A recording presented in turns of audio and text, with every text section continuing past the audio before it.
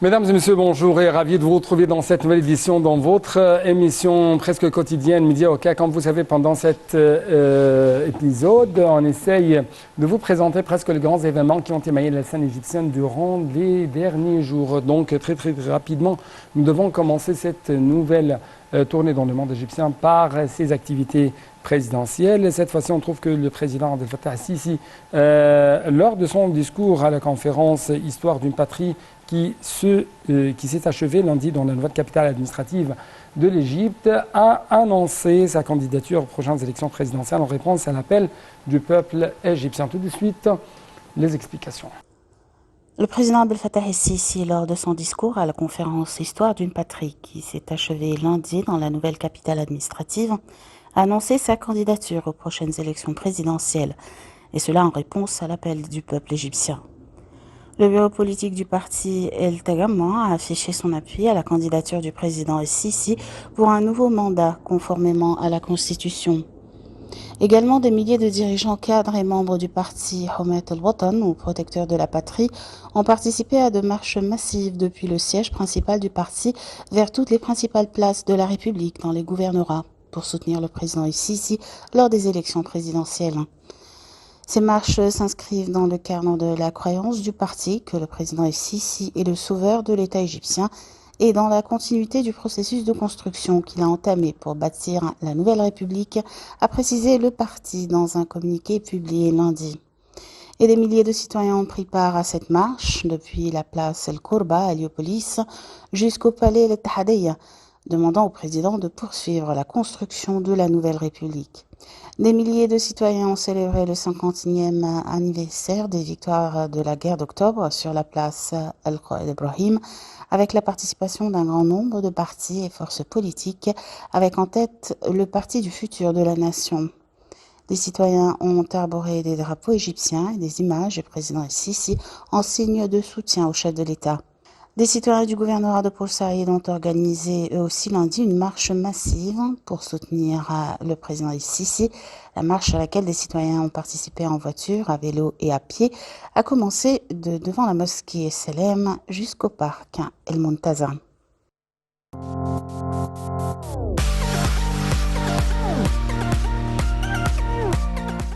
D'autre part, le président Abdel Fattah al-Sisi, commandant suprême des forces armées, a posé une gerbe de fleurs sur la tombe de martyrs des forces armées à la cité Nasr, et ce à l'occasion du jubilé d'or de la victoire glorieuse d'octobre. Le président Abdel Fattah al-Sisi s'est rendu aux tombes de feu président Mohamed Anwar Sadat et de Gamal Abdel Nasser. Il y a posé quand même des gerbes de fleurs en leur mémoire. Revenir sur ce triomphe militaire remarquable ayant permis à l'Égypte de restaurer la paix et la stabilité, à réaliser son développement, c'est l'occasion aussi de dire que la première traversée du canal de Suez vers le Sinaï en 1973 a été suivie de nouvelles traversées 50 ans après. Comment? C'est ce qu'on va savoir ensemble.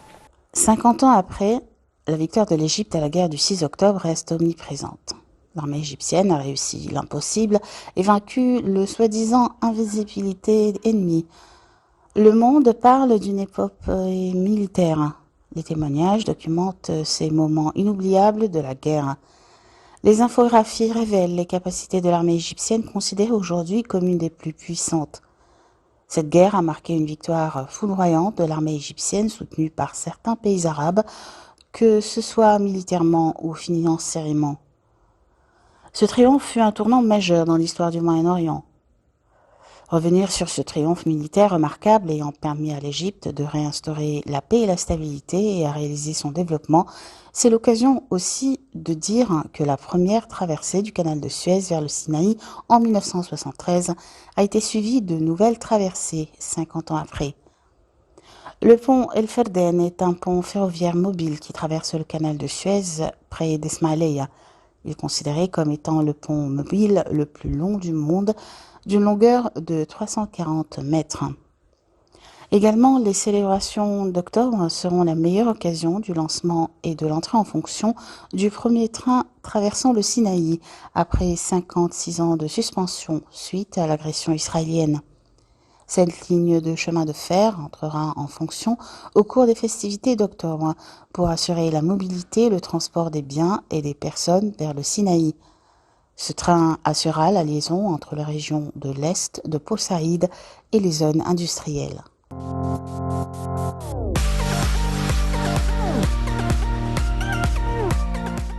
D'autre part, le président Abdel Fattah el-Sisi, également commandant suprême des forces armées, a présidé mardi la réunion du Conseil suprême des forces armées. Le chef de l'État a présenté ses vœux au peuple et aux hommes des forces armées à l'occasion de l'anniversaire de la victoire du 6 octobre. Le président Sisi a rendu hommage également aux martyrs, aux blessés qui se sont sacrifiés pour protéger la patrie et ses sanctuaires, soulignant que le peuple égyptien appréciait le rôle des forces armées dans la préservation de la sécurité et de l'intégrité du pays. Le président avait déposé une gerbe de fleurs au cénotaphe des martyrs des forces armées à Nassau-Cité à l'occasion du 50e anniversaire de la victoire du 6 octobre.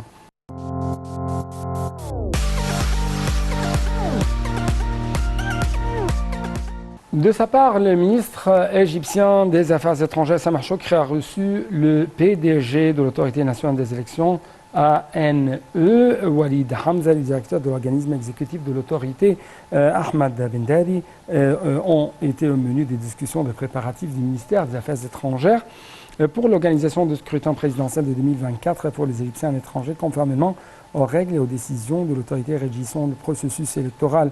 Choukri a affirmé le souci de son ministère des missions diplomatiques d'assumer le rôle le plus parfaitement possible comme dans les échéances précédentes, ajoutant leur avoir donné ces directives pour le respect de la neutralité et de la transparence dans toutes les étapes du scrutin. Le chef de l'autorité nationale des élections, Walid Hamza, a souligné l'importance que jouent les missions diplomatiques égyptiennes à l'étranger dans la supervision du vote des Égyptiens à l'étranger lors des prochaines élections présidentielles.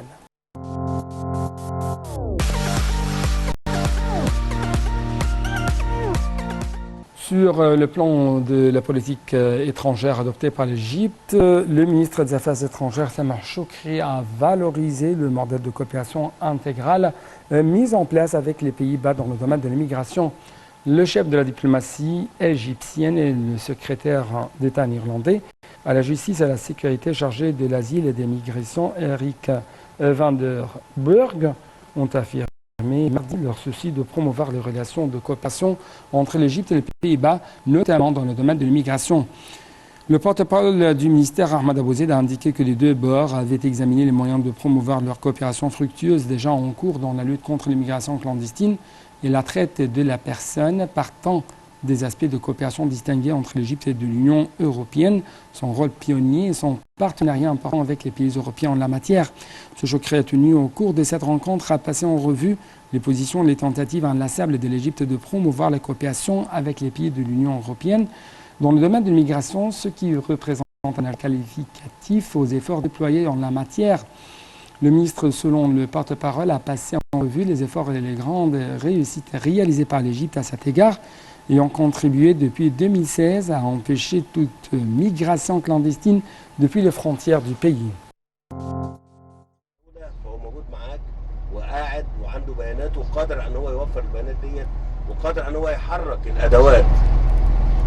اللي محتاجها في هذا الموضوع. انا بقى هكلمكم جميعا في حاجه ثانيه، انا بطمن على ان الغرف اللي احنا نسقنا على شغلها من اكثر من 3 سنين الحمد لله دلوقتي خرجت وبقت موجوده تقريبا في كل المحافظات. كل المحافظات يا فندم، وجاري اللي ان شاء الله يعني نعممها باذن الله. اللي احنا بنعمله اللي انا بكلمكم منه ده دلوقتي نموذج دي غرفه اداره ازمه متحركه. تمام يا فندم. يعني ممكن المحافظ كمان تبقى العربيه دي بترافقه اثناء تفقده لأزمة على الأرض ويستطيع من خلالها إن هو يتكلم ويتصل مع غرفته. يعني سعيد بالتطور اللي احنا عملناه ده وسعيد بأن احنا قادرين بفضل الله سبحانه وتعالى على إن احنا ننظم إدارة بهذا المستوى بهذا التطور. وأنا كنت هكلمكم في حاجة تانية جميعا. يعني أنا عايز أكلمكم في الأدوات المتاحة لديكم فيما يخص الإغاثة، فيما يخص أعمال المحافظة اللي بتقوم بها الأعمال اليومية. وأنا بعلن ده عليكم إن أنا إن شاء الله خلال شهر او شهرين، بديكم شهرين اهو فرصه، وبعد كده هطلب منكم تجميع عناصركم الهندسيه عشان اتفقدها معاكم. بمعنى انت عندك في المحافظه معدات مثلا 400 معده 500 معده انواع، بين عربيه وبين عربيه كسح وبين لودر وبلدوزر وحاجات اخرى. الحاجات ديت انا بديكم شهرين عشان ما اظلمكمش. بعد شهرين انا هطلع لجنه تتفقد ده بدقه، وكل محافظ هيبقى مسؤول عن ان هو يرفع كفاءتها بشكل. وانتبهوا احنا بنقول الكلام دوت، انت عندك ادوات في المحافظه وعندك شركات في المحافظه، في كل محافظه حسب ظروفها هي قادره انها تعمل التامين الفني ده بالاضافه للعناصر الفنيه اللي موجوده في كل محافظه. تاني، اذا كنتوا عايزين تديروا عملكم على الميدان بكفاءه عاليه، لازم هذه العناصر تبقى كفاءتها مرتفعه. عندي 100 معده، يبقى ال 100 معده صالحين. مش بس كده، انت عندك في قطاعك محطات ميه، وعندك في قطاعك محطات ري، وعندك في قطاعك، انا بكلم كل الساده المحافظين، وعندك في قطاعك كده.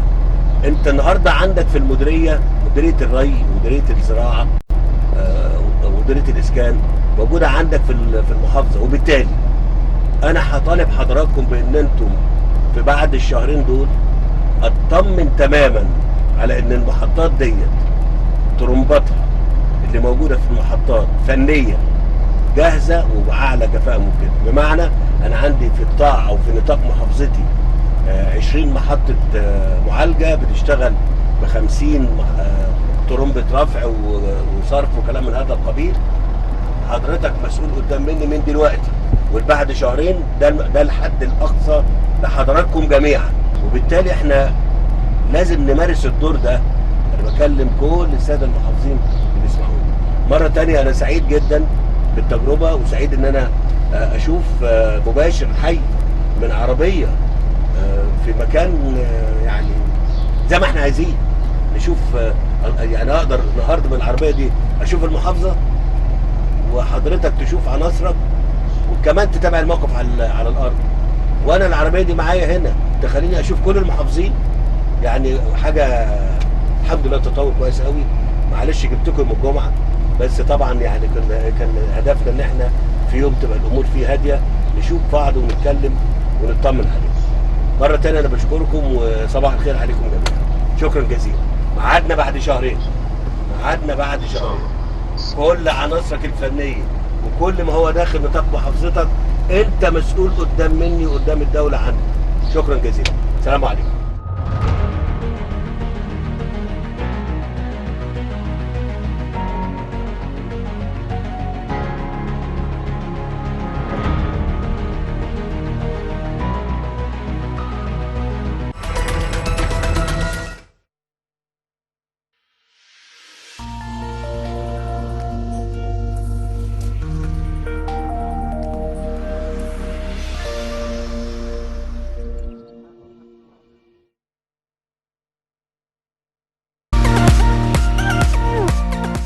D'autre part, le Premier ministre Dr Moustapha Madbouli a souligné que le gouvernement œuvrait pour faciliter les mesures de dédouanement des marchandises, notant que le travail est en cours pour faire un bon qualificatif dans ce dossier en vue d'atteindre les objectifs escomptés de transformer tous les ports égyptiens en ports mondiaux pour accroître le mouvement du commerce. M. Madbouli a tenu ses propos en présidant mardi une réunion pour discuter des mesures qui consistent à faciliter le dédouanement des marchandises et des produits dans les divers ports égyptiens. Il est présent les ministres des Finances Mohamed Mouaïd, des Transports Kamel El-Wazir, du Commerce et de l'Industrie Ahmed Samir, du vice-président de la Banque centrale Mohamed Abou Moussa, le chef de l'autorité publique des services vétérinaires Ehab Sabr, le président du secteur du transport maritime Alba Ismail et d'autres responsables.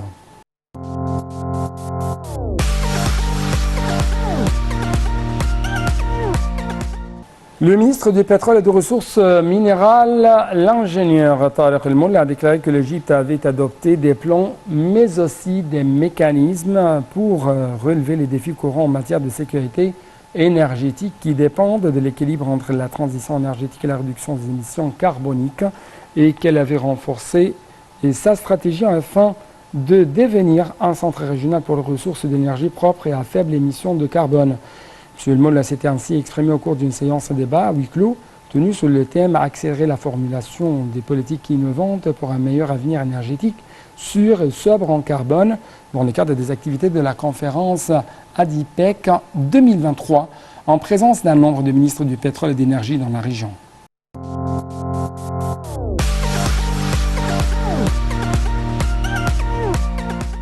Le ministre du pétrole et des ressources minières, Tariq El Molla, et le PDG de la société italienne Eni, Claudio Descalzi, ont examiné la consolidation de leur partenariat prolongé avec la société, étant partenaire stratégique dans l'industrie pétrolière et gazière, ainsi que le portefeuille diversifié de la société en Égypte, notamment le champ gazier Zohran. Lors de la rencontre, M. El Molla a noté dans un communiqué que l'Égypte espérait poursuivre la coopération fructueuse avec la société Eni et à étendre les domaines de recherche, d'exploration, de développement, de production en vue d'optimiser l'exploitation de ressources égyptiennes à la lumière des opportunités prometteuses dont jouit le secteur énergétique dans le pays. Pour sa part, M. Descalzi a apprécié la coopération avec l'État égyptien sur fond des rapports étroits liant l'Italie et l'Égypte, confirmant à cet égard l'importance majeure de cette dernière qui figure en tête des marchés pour les activités de la société sur le plan mondial.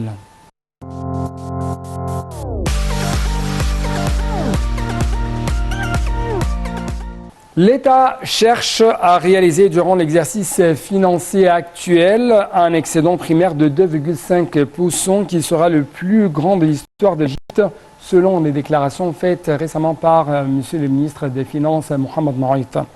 Le processus économique montre que les dépenses sont restées supérieures aux recettes pendant 37 ans et que grâce à la réforme économique entreprise par le président Abdel Fattah al-Sisi, les ressources de l'État ont pu couvrir les dépenses et réaliser un excédent primaire en 2017-2018.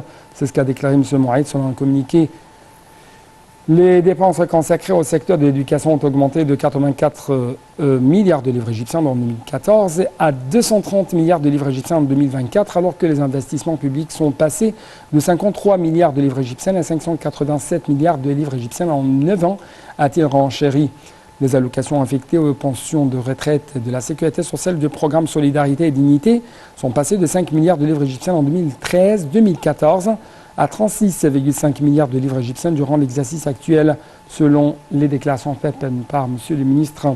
Toujours selon lui, la subvention consacrée aux articles d'approvisionnement a été également majorée de 35,5 milliards de livres égyptiens à 127,7 milliards de livres égyptiens, alors que la dotation financière accordée au programme du logement social croîtra en juin à 10,2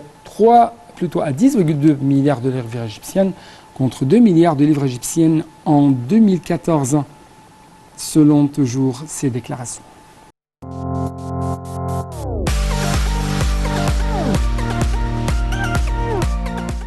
Le dossier de l'eau est en tête des priorités de l'État égyptien. C'est ce qu'a déclaré le ministre des Ressources au nom de l'irrigation, M.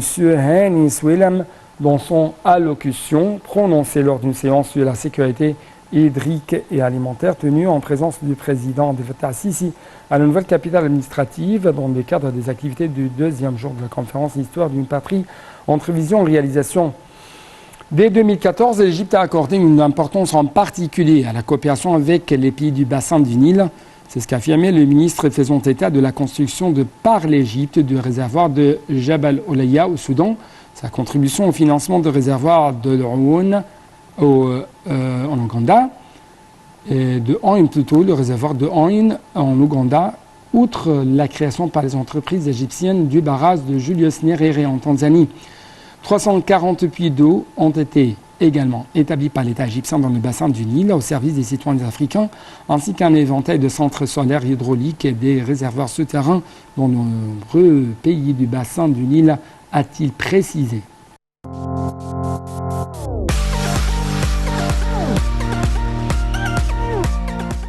Clôturons donc cette édition par plus d'explications en ce qui concerne le domaine de la santé en Égypte. Le ministre de la Santé et de la Population, Dr Khaled Abdelghafar, et l'ambassadeur d'Italie au Caire, M. Michel Caroni, ont examiné les aspects de la coopération bilatérale et les projets communs dans ce secteur vital. Le porte-parole du ministère, Hossam Abdelghafar, a indiqué que la réunion avait porté sur les opportunités de coopération entre l'Égypte et l'Italie dans le domaine de la formation des cadres médicaux, l'investissement dans les secteurs sanitaires, l'échange des expériences et le transfert de la technologie médicale. Les dossiers relevant du secteur sanitaire qui seront présentés au cours du forum égypto-italien prévu ce mois d'octobre, notamment le tourisme médical, ont fait également l'objet de discussions au cours de cet entretien. L'ambassadeur italien, pour sa part, passait en revue le type de partenariat entre les secteurs publics et privés en Italie qui a connu un succès et une durabilité financière et les moyens d'exhorter les hôpitaux italiens à coopérer avec la partie égyptienne et transférer le savoir-faire et la technologie médicale au sein des établissements médicaux égyptiens.